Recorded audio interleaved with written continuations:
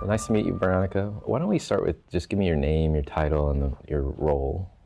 I'm Veronica Parker-Hahn. I'm the Vice President of Marketing at Oscar Insurance. And basically that means I oversee all of our marketing and consumer outreach efforts. And you just won an Effie for bringing humility to health insurance. Tell me a little bit about the inspiration behind that campaign. The inspiration is the company. So Oscar is about 3 years old. We are a startup based out of New York. And basically the company was built to kind of change the health insurance industry. So it's an industry that's pretty inhuman. They don't really focus on the individual. It's hard to navigate. And our founders saw an opportunity to create a company that really focused on the individual and brought simplicity and transparency and a big component of humanity to the healthcare experience. And so that's part of the ethos of the company, and that ethos drove the marketing campaign. So we wanted to be friendly and approachable and human and bring out the personality of the company that had been developing. And I think we accomplished that throughout the campaign. That's a big endeavor to do a startup insurance company. Yeah, it's pretty crazy. What's the team like that you work with on a day-to-day basis? Some of the smartest people I have ever worked with across the board. When I joined the company, we were 23 people, and now we're at probably somewhere over 200. So we're rapidly growing, but it's a group of people who are really passionate about what we're doing, are really innovative, creative, and really thoughtful about the consumer and the individuals we're helping. So it's a great space to work in. So you've got a great product to market, the company itself. Yeah. Is there any research or tools or insights that you're trying to capture to drive your marketing effort? Absolutely. Well, at the heart of everything we do as a company is the individual. So as a company, we don't offer group insurance. We don't work with big companies. We really are offering insurance to individual people and their families. So we're on the healthcare exchange here in New York and New Jersey, and then we're available outside of that as well. So thinking about who we're insuring down to the every single person drives the product, drives what we're building, drives our plans. And from a marketing research perspective, we did a lot of work to understand what the uninsured population looked like with the implementation of these healthcare exchanges. Who are we speaking to? Where do they live? What are their passion points? How do they perceive the health insurance industry? And how can we, stand out and change their minds when it comes to working with Oscar? So it really is about like everyday people influencing what we do. So Oscar's got a unique position in the marketplace, or voice, if you will. Where'd that come from? Was that something developed over time, or was it always there? I think it was always there. Even when I was kind of like interviewing with the company, and there were 10 people at the company, that brand personality, that brand persona, it's inspired by the people who built the company, truthfully. People who wanted to change an industry that like confused even them at the start. And so kind of this concept of going against the status quo for the benefit of people was always there. I always picked up on that. And then it came to this idea of like, okay, well, how far do you push it? Do you really say that with attitude? Do you say it in a loving way? Do you say it in a friendly way? Probably my personal preferences as a marketer influenced a lot of that. But there's so much sappy advertising out there when it comes to healthcare companies, and rightfully so. It really impacts your life. But we had a story to tell. We wanted to talk about why we were entering this industry. And what we were trying to do, and launching a campaign in New York for New Yorkers gave us a ton more freedom to have attitude in what we were saying and how we were saying it. So it's a very unique voice. How did you make sure that customers, especially coming from another insurance company, how did you make sure that they could trust you? We listened to them. I can't say that we went out and tested, any of our original messaging, because we didn't, given the time, but also just given how strongly we felt about the campaign. But we interact with our members on a regular basis, through our customer service team, through our healthcare guides, and so hearing from them what they liked, what was important to them, and we still do that. That's a key component of what we do. But then also realizing we're consumers too. And, we're not coming from this space of never ever buying health insurance before. We've been there. And so the frustrations and the experience of buying healthcare and how hard that is, they were infused into the campaign. So we were coming at it from a consumer perspective as well. So making marketing decisions are a lot of times hard, and especially I would imagine in a startup where there's probably some fairly passionate leader driving the company in certain directions. Do you lean on anything to help guide those decisions or to convince the folks which direction you need to go? Well, when I started at the company, I started in July of 2013. We launched our first round of marketing in October of 2013. And at the time, the marketing team was a department of one, and we relied on external agencies to help round out that team. So there was a need to just get going. So there was a need for expediency and just understanding that we were all in it together. Thankfully, we had a strong strategy to start, and so that led to making decisions in a quick and easy way when we first started. So that was easy, but just also understanding what the company was really standing for, the ethos of the company, understanding the passion of the people behind it, myself included, and infusing that in the marketing made the process quite fun. I mean, it was definitely challenging because we were, basically building the plane while flying it at the same time.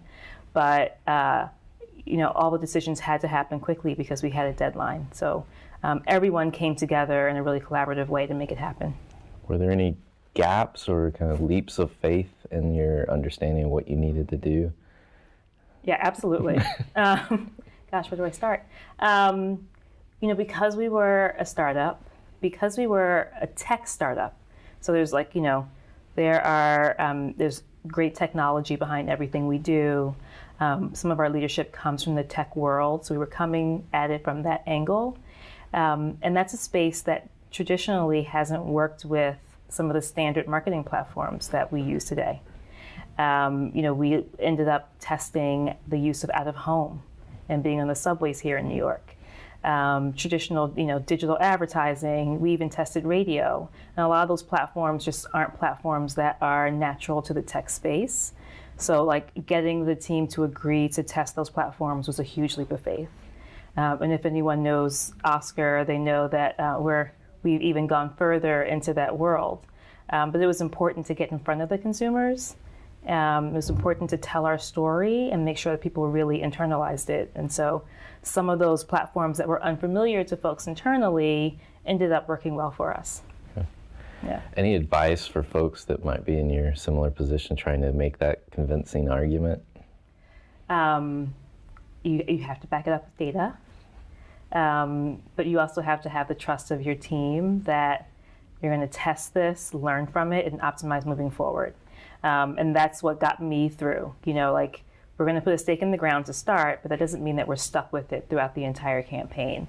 And one of the things that we do, if not on a daily basis, on a weekly basis, when we're marketing, is constantly studying how things are performing, optimizing that across the board, and then continuing to do that moving forward. So I think people trusted the idea of being able to test and learn as we went throughout the campaign. So winning an Effie is about marketing effectiveness. How do you define effectiveness in marketing? For us, it's of course bringing consumers in, right? Growing our membership, but also ensuring that what we're saying from a marketing perspective ties back to what we're actually doing as a company. So if we were to go out and say Oscar's friendly and simple and human, and you got the opposite experience as a member, then we weren't really doing our job. But what we were really doing was portraying, what Oscar's really all about, naturally. And the loop, the closed loop there really does exist. So we're friendly on the outside, and probably even more so for our members when they join. And then to have our members actually evangelize about us in a natural way without being prompted is a cherry on top. And we definitely have that when you look at our social media feeds and what people are saying about us. So stepping back a little bit from the campaign, thinking about you, you've achieved quite a bit of success. So what is it that fuels Veronica? I love to be challenged. I mean, who starts, at a startup and then has to launch a campaign, 3 months later? It's kind of crazy.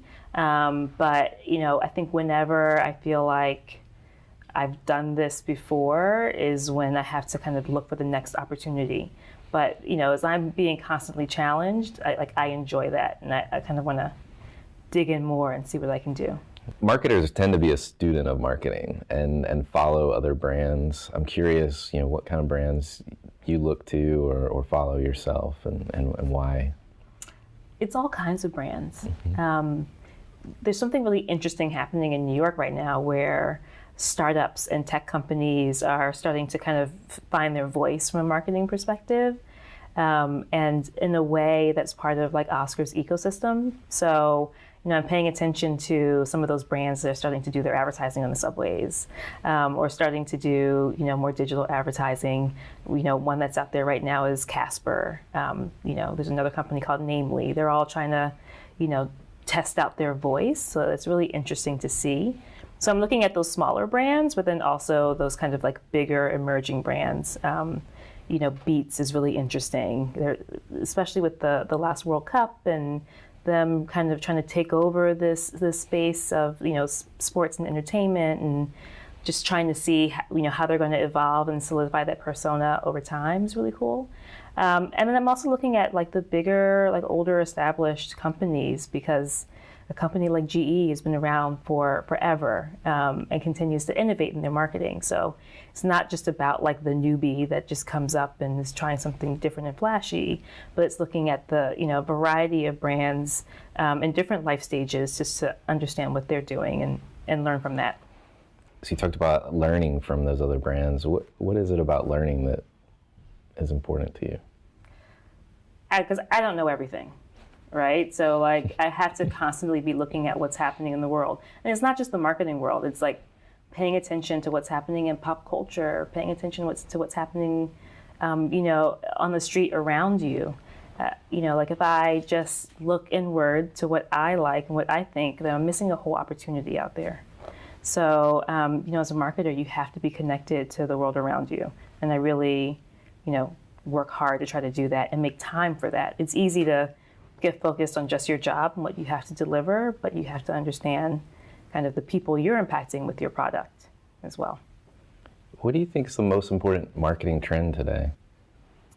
Something that we're probably doing at Oscar, which could be scary for some people, but we're trying to figure out kind of the balance between doing creative work in-house and even doing media planning in-house and working with external partners.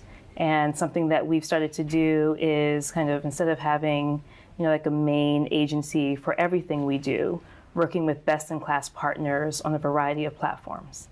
It's quite challenging for an internal marketing team because it then requires you working with a ton of different folks.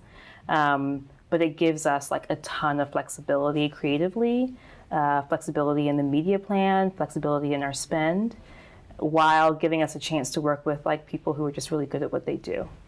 And I've seen other companies starting to do that or have done that in a way. I don't know if it's a trend, but it's just like something that we're testing out that I think should be thought about. I've definitely been reading more about that. Brands bringing things in-house as well. How do you make those trade-offs between picking say a niche partner versus a more full-service partner? Just curious. For us, there's such rapid growth, but there are many of us who have been there just from the beginning, and we know the company so well. We're living and breathing it and building it, And it can be hard to bring someone in from the outside and then have them quickly really get that. I mean, there are companies that have done that, and we've worked with some, amazing partners who really do get that clearly. But oftentimes there are just certain nuances to the way that we operate, the way that we think about the consumer that not everyone gets. I'll give you an example. We're a health insurance company, but we're a consumer brand. We're focusing on people. And oftentimes I get, vendors who want to work with us, and they use other health insurers as an example of what's great about what they've done. Well, if you stop and think about who we are and how we present ourselves, it's not the way in. But when we find those partners who actually think beyond just the label of the company, you find a good partner in that group. But oftentimes, just looking inwards, you're going to find that great creativity, but you still need the right partner to actually execute it and bring it out. So again, we're in this place of trying to figure out the right kind of balance, and that will evolve over time, but we're really experimenting in that area. Does that stress the level of talent that you have to have on your team to manage that? Absolutely. I mean, you have to have top talent, and I'm very picky. And I'm building my team now. I mentioned that it was just me on the marketing team to start, working closely with the co-founders. Now we're a team of 4 people, and looking to grow more. But it's going to take some time to find people who are up for the challenge of what we're doing, are excited about it, and then also bring that, great talent to the table. What are the key ingredients to that talent, you think? You got to be scrappy. We're growing so quickly. You have to be smart, incredibly creative. These sound like standard things, but these are important things to surviving at the company. You have to be up for debating. We kind of take every issue and think it, and overthink it, and turn it around and try to find, every angle and permutation. You have to be willing to kind of, teach in some ways too internally, and share, your experiences, but then also be willing to take on, the input of others who come from a different angle. So you have to be incredibly collaborative.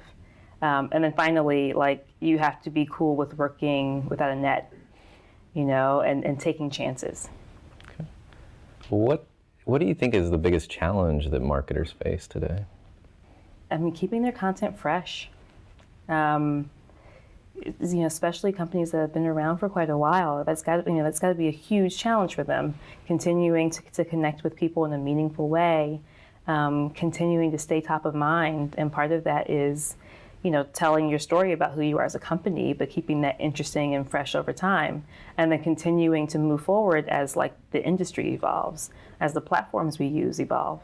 There's tons of talk about content promotion now and content strategies and what that might look like. And so keeping your company voice, but finding a way to use those new platforms in the right way for you, I think has always been the challenge. As a startup, I'm sure maximizing every dollar is critical. Mm-hmm. How did you approach doing that with this campaign? Well, we're very much data driven.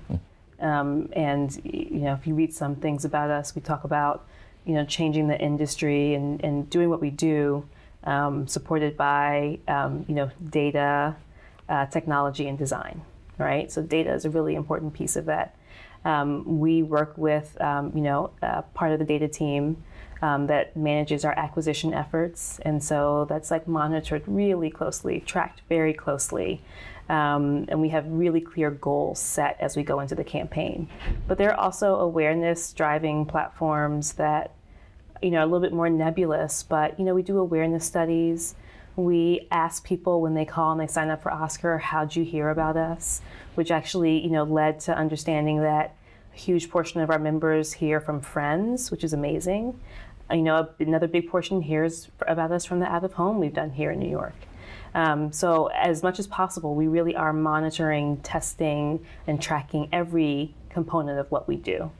And then once the campaign is over, because we focus on a certain time of year, we do a deep analysis of everything that we've done so we can parse out learnings and opportunities for the next year's campaign. What do you think the future holds, if you have your crystal ball? I don't know. I think the future holds, a lot of, not a lot, but probably more companies trying to do what Oscar does, which is, take young talent, take the talent that's made that could make the next cool app and use it to actually change industries. There's just space for the Snapchats of the world and things like that. But there's also a space for changing these established categories. Having companies and having industries focus on actual people that they're helping or that they're selling to. And I think that it'll be interesting to see kind of what else happens in the healthcare space, what might happen in the financial space, but these big behemoth industries being changed by small companies that are trying to do things differently.